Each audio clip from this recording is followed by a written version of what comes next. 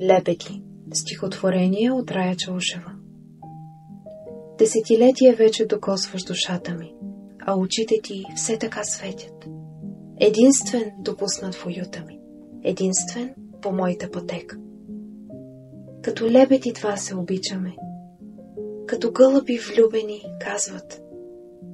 Ежедневно един в друг се вричаме, любовта ни 100 ангели пазят. Не се и съмнявам в утрото, в топлината ти, щом го посрещам. Щом сгряваме още прегръдката, най-светла и чиста отега. И бури, и вихри, и гръмове не ще ме изхвърлят от друма, по който в задруга поели сме, на който сме вече и трима.